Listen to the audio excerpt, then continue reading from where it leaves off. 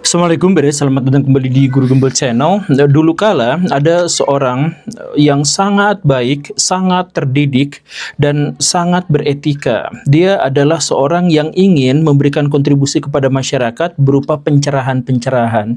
Dia ingin mengajak orang lain yang jelek menjadi baik, yang jauh dari agama menjadi dekat dengan agama, apapun latarnya dan lain sebagainya. Dan dia pikir untuk bisa mewujudkan cita-citanya itu, maka dia harus menjadi seorang influencer. Dia harus menjadi seorang yang bisa dilihat oleh publik. Jadilah dia orang yang bikin konten, bikin konten, bikin konten. Tetapi kontennya sepi terus, penontonnya dikit terus. Sebesar apapun upayanya untuk bisa menarik perhatian orang, itu tetap saja dia tidak berhasil untuk melakukannya. Padahal kan kontennya bagus gitu. Sampai satu waktu dia bertemu dengan seorang influencer besar. Seorang influencer yang sudah dikenal oleh publik, tetapi nakal orangnya.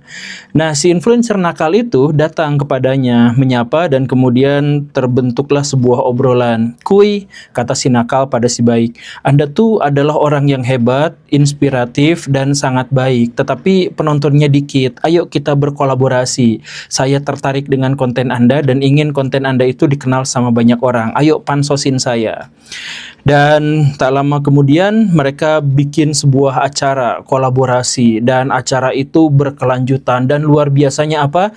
Si orang yang baik itu akhirnya menjadi influencer besar. Videonya dilihat banyak orang, tulisannya, curhatannya menginspirasi banyak orang. Dia diundang di berbagai seminar, di berbagai podcast, dan lain sebagainya. Pokoknya dia mewujudkan mimpinya untuk bisa memberikan pencerahan kepada orang lain dan mengajak orang lain untuk lebih dekat kepada agamanya. Begitulah kurang lebihnya. Tapi ada satu momen di mana temannya yang memang influencer nakal itu kejebak pada satu skandal yang cukup memalukan. Dan akhirnya apa yang terjadi? Si influencer baik itu berkata kepada influencer nakal, "Om, saya mohon maaf, mulai sekarang kita tidak selayar lagi ya. Kita tidak dalam satu acara lagi ya. Masalah utamanya adalah kamu telah bikin sesuatu yang memalukan, bikin skandal besar. Dan saya tidak mau saya dan follower-follower saya itu teracuni. Akhirnya mulai dari sekarang, please lah demi kebaikan, ini kita tidak sekonten lagi ya." Begitu kata si influencer baik itu. Ya, menurut Baraya bagaimana? Apakah si influencer itu adalah orang yang benar-benar baik? Di satu sisi, dia dipansosin sama si anak nakal itu, tetapi kemudian dalam satu momen akhirnya dia meninggalkannya demi followernya agar tidak tersesat, agar tidak terinspirasi pada sesuatu yang buruk. Nah, ini kan sebenarnya satu yang dilema. Tapi ngomong-ngomong, siapakah dia sebenarnya? Simak videonya sampai tuntas, yuk kita bahas.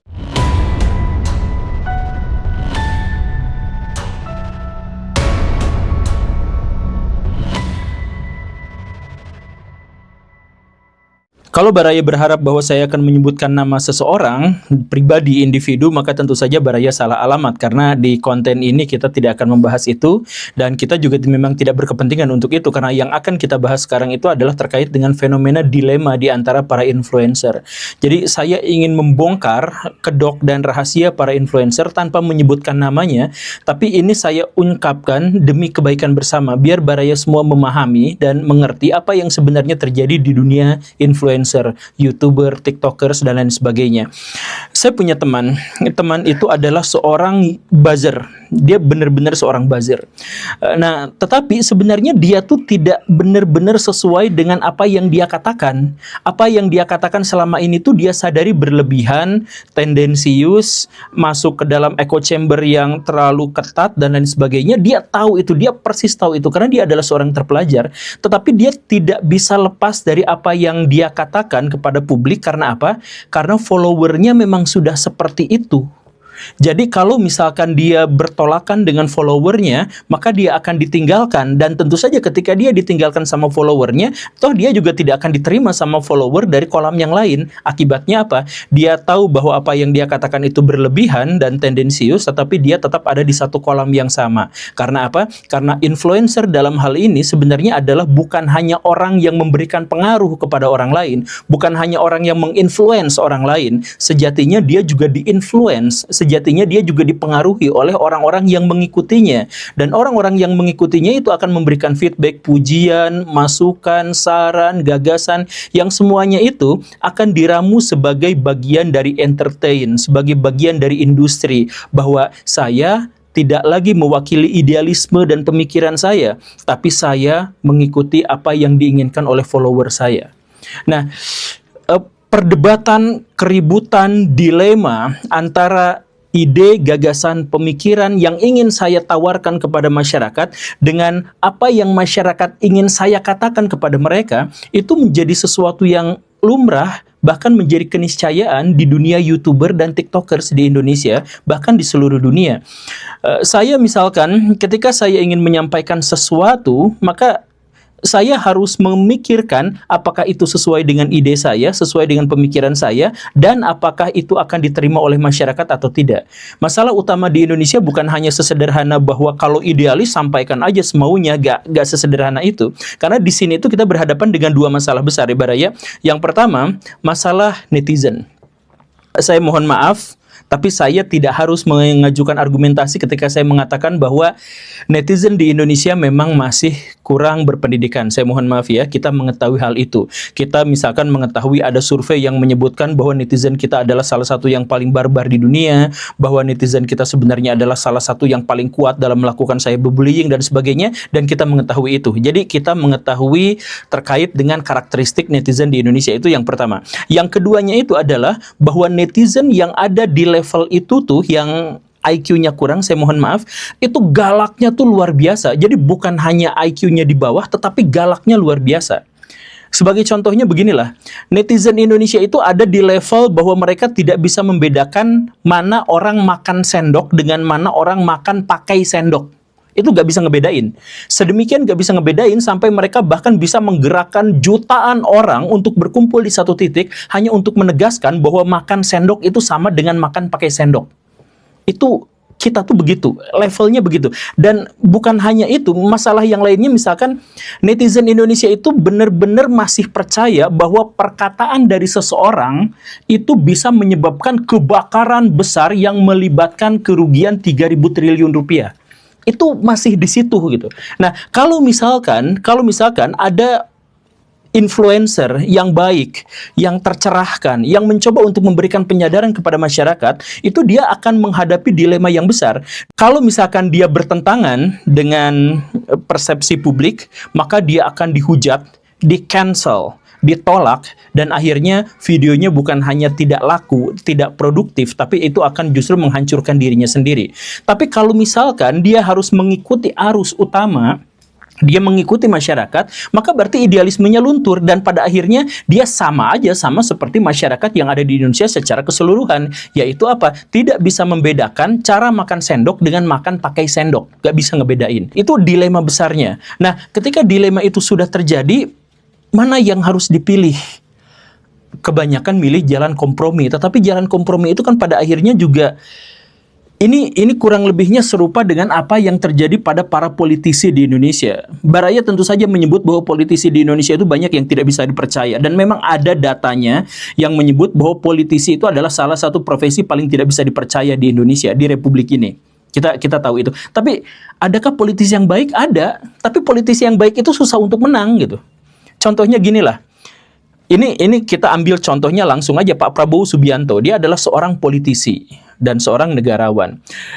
Ketika dia ingin menyelamatkan Indonesia, apakah dia menyelamatkan dengan mengatakan kepada masyarakat Indonesia, wahai masyarakat Indonesia, pilihlah saya. Kalau misalkan saya terpilih, maka saya akan membersihkan lautan dari polusi. Apakah akan mengatakan seperti itu? Tidak.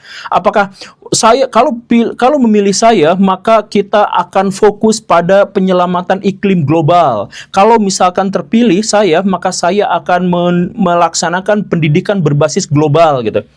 Kan gak akan yang terjadi seperti itu. Yang mereka akan katakan adalah, pilihlah saya karena saya akan menyediakan makan siang gratis, saya akan sediakan BBM gratis, saya akan sediakan listrik gratis. Itu kan yang diinginkan oleh masyarakat kita, dan karena itu politisi-politisi yang terpilih itu adalah politisi-politisi yang diharapkan oleh masyarakat kita. Masyarakat kita tidak peduli pada bangsa dan negara. pada banyak kasus ya, masyarakat kita itu peduli pada apa yang harus dia makan besok. Karena mereka memang sedang kelaparan. Masyarakat kita itu banyak yang saya masih membutuhkan sekolah untuk anak saya, uang jajan untuk mereka. Jadi fokusnya itu adalah saya akan memilih para pemimpin yang memberikan bantuan langsung kepada saya dan dikirimkan langsung pada rekening saya atau berupa bingkisan yang diletakkan langsung di depan rumah saya gitu.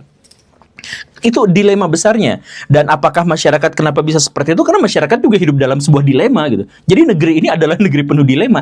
Nah, coba kalau akhirnya apa? Akhirnya politisi yang paling idealis sekalipun, dia tidak akan berpikir soal kerusakan hutan, dia tidak akan berpikir soal global warming, dia tidak akan berpikir soal laut kita yang semakin lama semakin habis ikannya dan sebagainya. Yang dipikirkan itu adalah bagaimana caranya mendapatkan suara dari orang yang ingin makan siang gratis.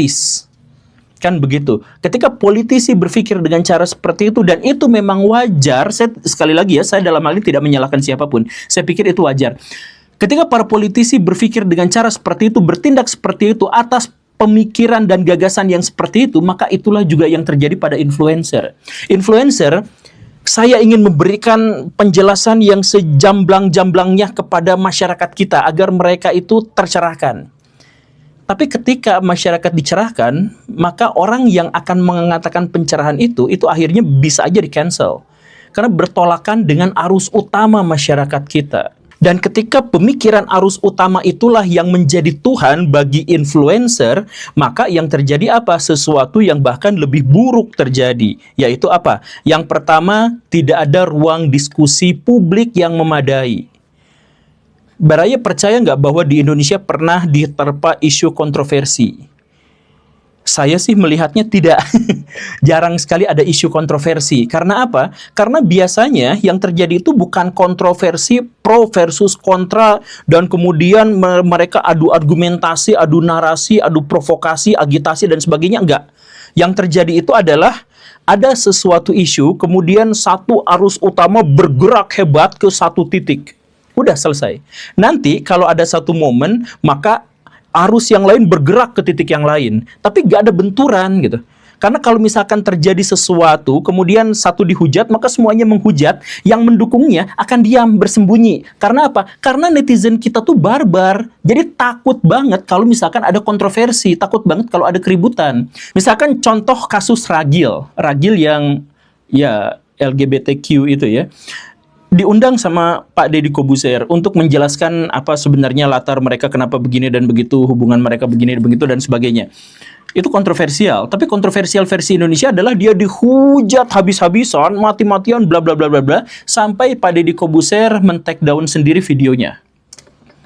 Kalau itu kontroversial, seharusnya kan yang mendukung juga banyak, kemudian ribut di situ gitu. Tapi yang terjadi tidak, arus utamanya besar, kemudian yang kontra, ya yang pro terhadap Ragil itu ada, tapi sembunyi-sembunyi, nggak bilang-bilang, bikin komunitas-komunitas kecil. Ada di kampus-kampus besar itu yang di sekitaran Jakarta itu banyak banget mahasiswa yang sama dengan dia itu bikin klub-klub, bikin komunitas-komunitas itu banyak. Tapi ketika terjadi arus yang sangat besar, mereka memilih untuk bersembunyi. Nanti ketika arus sudah reda, baru mereka mau serangan balik dan sebagainya. Atau contoh yang lain, Gus Miftah, saya mohon maaf ya. Gus Miftah itu dibesarkannya sama siapa? Sama netizen. Netizen yang membesarkan dia itu. Dan ketika ada satu kasus dijatuhkan, semuanya ngejatuhin. Yang selama ini ngedukung beliau tuh mana? Gak ada, gak sembunyi aja. Artinya apa? Artinya sebenarnya tidak terjadi kontroversi. Sebenarnya dalam hal ini, kalau ada arus utama ke satu titik ngikut, kalau ada arus ke sana ngikut, masyarakat kita itu adalah masyarakat yang seperti itu. Jadi apa? Jadi ketika misalkan kita mau berhadapan dengan arus utama, itu kita jangan berharap dapat sesuatu yang positif. Atau kita akan sangat sulit untuk mendapatkan sesuatu yang positif. Bahkan ketika sesuatu itu benar. Gitu. Karena kalau misalkan kita ngomong tentang sesuatu, dan kita misalkan diserang sama arus utama, itu nggak akan ada yang nolong. Arus yang lain tuh nggak berani. Gitu. Jadi ini tidak terjadi seperti yang terjadi di Amerika Serikat misalkan. Itu pro kontranya memang, dan akhirnya berdialektika beneran gitu. Dan ya karena menjadi seperti ini, maka dialektikanya menjadi semakin sedikit, kemudian diskusi di ruang publik juga menjadi semakin sedikit, dan seterusnya dan seterusnya. Dan influencer pada akhirnya juga terpaksa ketika ada arus utama yang menghujat satu hal, ya influencer terpaksa ikut ke sana gitu, walaupun sebenarnya mereka pro gitu. Saya mohon maaf ya, kasus yang Ragil dan kasus Gus Miftah yang tadi itu sebenarnya pendukung mereka dari kalangan influencer itu juga banyak banget beraya, tapi mereka bungkam. Karena apa? Berhadapan dengan arus utama. Jadi ya menurut Baraya, kalau misalkan Baraya jadi influencer, Baraya milih mana? Milih tetap dengan idealismenya untuk menyampaikan gagasan, pendapat, argumentasi ke ruang publik, atau Baraya harus nunggu dulu ini sentimennya kemana, saya ikutan aja ke arus utamanya. Bukan saya berarti pro atau kontra terhadap Ragil dan Gus Miftah, bukan di luar itu. Saya bahasnya tentang karakteristik dari kontroversi di Indonesia. Itu yang pertama. Kemudian yang kedua, echo chamber-nya menjadi semakin besar gitu. Jadi blok-blokannya, bubble-bubble-nya itu menjadi semakin besar, dan satu sama lain itu tidak ada diskusi. Ini juga berbahaya sebenarnya Baraya. Jadi Indonesia itu beragam sejak awal. Agamanya beda, kepulauannya beda-beda, tempat tinggalnya beda-beda, budayanya beda-beda, bahasanya beda-beda. Seharusnya yang mempersatukan kita itu adalah toleransi, dan toleransi itu bisa dibangun kalau kita berdiskusi. Tapi bubble-bubble di Indonesia di media sosial itu semakin lama semakin besar, semakin tebal kulitnya, sehingga satu kelompok tidak bisa mendengar kelompok yang lain. Ya akhirnya misalkan, saya mohon maaf ya, Ustadz Khalid Basalamah dipujinya habis-habisan sama bubble-nya, dihujat sampai berantakan sama lawannya. Bukankah Ustadz Basalamah itu seperti manusia yang lain dan bisa benar dan salah gitu? Kenapa yang pendukungnya juga tidak menerima kesalahannya? Kenapa yang menolaknya tidak menerima ada kebaikannya? Kan tidak seperti itu. Pokoknya benturan antar bubble gitu. Dan luar biasanya apa? Mereka berdua tidak berdiskusi. Kapan terakhir kali Baraya melihat Gus Baha kolaborasi misalkan dengan Ustadz Khalid Basalamah? Ya sepertinya sulit sekali untuk bisa dilakukan itu. Karena apa? Ya karena yang tadi itu, Ustadz Basalamah akan mengamankan bubble-nya sendiri, Gus Baha akan mengamankan bubble-nya sendiri demi kebaikan bersama. Seperti yang tadi itu, seperti yang influencer yang awal tadi itu, dia sebenarnya memang dibesarkan sama si nakal ini, tetapi ketika sudah besar, dia harus mengamankan si followernya itu agar tidak tersesat oleh si nakal ini. Kan ada dilema yang seperti itu. Sekali lagi saya tidak menyalahkan siapapun, tapi inilah yang terjadi di dunia influencer. Ini adalah dilema yang terjadi terus-menerus sampai sekarang. Saya mencoba untuk melanggar itu semua. Saya mencoba untuk menantang itu semua.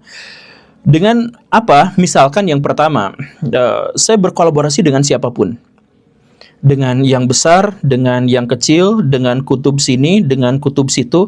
Saya coba berkolaborasi dengan yang ateis, dengan yang fundamentalis, dengan yang sosialis, dengan yang buzzer, dengan yang kadrun, apa segala rupa saya ajak mereka berkolaborasi. Alhamdulillah banyak di antara mereka yang mau, dan saya menunjukkan, saya membuktikan bahwa mereka tidak seberbahaya seperti yang dipaparkan oleh lawan-lawan mereka. Enggak kan? Enggak.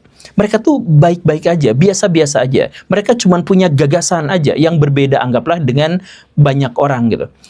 Tapi apa yang terjadi ketika saya mencoba untuk berkolaborasi dengan banyak pihak dan sebagainya, saya justru dikritik sama banyak pihak yang itu tuh gitu. Ya karena apa? Karena kita tuh udah hidup dalam bubble-bubble gitu. Kan seperti itu kesulitannya tuh. Jadi saya pernah menjelaskan kepada Baraya dalam satu atau dua kesempatan bahwa saya itu sebenarnya sangat kesepian.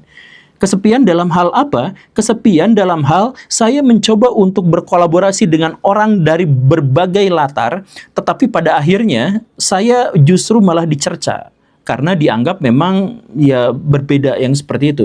Tapi apapun itu saya tetap mencobanya. Atau misalkan upaya saya untuk memecah bubble itu adalah dengan membahas apapun gitu. Ya ngebahasnya dengan konteks yang luas, karena sebenarnya itu adalah upaya saya untuk mengajak orang, sama seperti di di sampul YouTube saya itu. Saya ingin katakan seperti itu. Jadi kalau misalkan kita berpikir hanya dengan satu perspektif, satu paradigma, maka hati kita tuh akan beku. Jadi saya ngajak, kalau misalkan berpikir, mengambil keputusan, mengambil kesimpulan, itu harus dari berbagai perspektif. Kalau misalkan saya ngambil keputusan bahwa misalkan apakah Indonesia gabung ke BRIC atau tidak, kan pendekatannya bukan hanya masalah ekonomi, bukan hanya masalah militer, tetapi masalah-masalah yang lain juga terkait dengan pendidikan, terkait dengan kebijakan fiskal dan lain sebagainya kan. Jadi mari kita melihat dalam konteks ruang yang jauh lebih luas gitu. Bukan berarti saya ingin berbicara dalam semua hal, saya ingin berbicara dalam segala perspektif gitu. Agar kita terbiasa dengan hal yang seperti itu. Dan itu pun sebenarnya agak sulit ketika saya memperkenalkan itu kepada publik, itu publik masih bingung, masih susah untuk menerima hal yang seperti ini. Karena apa? Karena kebanyakan orang hidup dalam bubble-nya gitu. Baraya harus ingat, sebelum zaman internet, ustadz di Indonesia itu, katakanlah Zainuddin MZ, itu bisa jadi ustadz sejuta umat. Dan dia tidak punya haters yang signifikan. Semuanya ngikut pada satu. Kemudian ketika zamannya Agim, semuanya ngikut pada satu. Tapi setelah zaman internet, ada Ustadz Basalamah, pendukungnya banyak, yang antinya juga banyak. Ada Ustadz Felixio, pendukungnya banyak, yang menyebutnya dia radikal, ekstremis, itu juga banyak. Kan semuanya seperti itu. Saya ingin semuanya itu ada dalam perspektif yang lebih luas dan berdiskusi lebih banyak, berkolaborasi, tapi itu susah. Bubble-nya tuh udah bener-bener luar biasa. Padahal usia bubble ini belum sampai 15 tahun di Indonesia tuh. Atau misalkan ada upaya saya mencoba untuk memperkenalkan gagasan bahwa keberpihakan kita itu bukan pada pihak, tapi keberpihakan kita itu adalah pada ide, pada gagasan. Saya misalkan mengkritik Pak Jokowi di satu tempat dan sangat mengapresiasi pada tempat yang lain. Saya tuh udah berkali-kali ngomong, bahkan sampai bosan pun dikatakan, saya tuh berkali-kali seperti itu. Tapi apa yang terjadi? Susah sekali. Karena ada orang yang subscribe saya, mendukung saya ketika saya mengkritik Pak Jokowi. Giliran saya mendukung, langsung unsubscribe lagi. Guru Gembul tidak konsisten. Anda itu berkata, kan seperti itu. Kita tuh fokusnya itu bukan pada satu hal. Misalkan gini, apakah kita pro terhadap Amerika Serikat atau pada Cina? Ya, lihat dalam perspektif yang luas, kemudian bukan pada Amerika Serikat atau Cinanya, tapi pada bagian apa kita harus pro dan pada bagian apa kita harus kontra gitu. Gak seluruhnya seperti itu. Kan Pak Prabowo Subianto, dia tuh manusia, bisa benar dan bisa salah. Masa kalau misalkan dia benar gitu, terus yang kontra tetap aja menghujat, cari-cari kesalahannya, kan nggak bisa seperti itu. Tapi itu yang terjadi di bubble-bubble kita. Apapun yang dilakukan Pak Prabowo dalam itu adalah sesuatu yang positif, tetap aja dicari kejelekannya. Sama yang kontra, sama yang mendukungnya, betapapun Pak Prabowo melakukan kesalahan yang besar, dia tetap aja didukung habis-habisan, ditutupi aib dan kesalahannya. Kalau aib ya nggak apa-apa ditutupin, cuman kesalahan di muka publik itu tetap aja ditutupin. Kan nggak bisa seperti itu, Baraya. Saya ingin tetap mengkampanyekan bahwa ide dan gagasan dan perilakulah yang kita nilai, yang kita hakimi dan benar dan salahnya, bukan soal pribadinya. Tapi bahkan ketika itu pun saya upayakan, bubble-nya sudah terlalu besar, sudah terbentuk sampai pikiran sederhana itu pun ditolak gitu. Jadi misalkan saya sampai sekarang misalkan untuk kelompok-kelompok yang aku namanya kelompok Wahabi, saya itu dikatakan sebagai NU liberal. Tapi kalau kata orang-orang NU, saya disebut sebagai orang Wahabi yang bertransformasi. Jadi mereka tuh fokus, bingung caranya untuk melabeli ini. Saya bertemu dengan beberapa orang, misalkan siapa yang orang Twitter itu gitu ya. Dia tuh mau nggak collab sama saya? Belum, karena saya tidak tahu Anda itu masuk golongan apa. Gitu. Jadi bukan soal esensi berpikirnya, tapi ini masuk kelompok mana, masuk bubble mana gitu. Kan kacaunya itu luar biasanya tuh segitunya, Baraya, di kita tuh. Jadi orang bikin label, bikin framing, dicantumkan kepada orang lain tanpa konfirmasi, tanpa izin, tanpa klarifikasi dan sebagainya, kemudian diceritakan, kemudian di ini, tapi hanya untuk bubble-nya saja. Nanti yang ini menutup mata gitu. Tapi itulah yang dihadapi oleh influencer-influencer di Indonesia. Jadi apakah pada akhirnya mereka melacurkan kontennya demi viewers? Banyak yang seperti itu. Itu sama seperti politisi. Atau mereka misalkan tetap idealis tapi akhirnya terkubur, terbakar, dan menjadi abu, di-cancel dan sebagainya, itu juga ada yang seperti itu. Tapi itulah, jadi ini saya hanya ingin menjelaskan kepada Baraya tentang betapa besar dilema dari para influencer dan betapa besar risiko berhadapan dengan netizen. Tapi yang pasti, kita tetap komitmen untuk memberikan semacam gagasan, saran-saran yang membangun, yang memberikan kontribusi, yang memberikan sesuatu yang positif kepada masyarakat. Jadi, ayo kita tetap ada di sisi terang kehidupan. Terima kasih karena sudah menyimak. Saya Guru Gembul, tidak di-endorse oleh Sisi Terang. Assalamualaikum warahmatullahi wabarakatuh.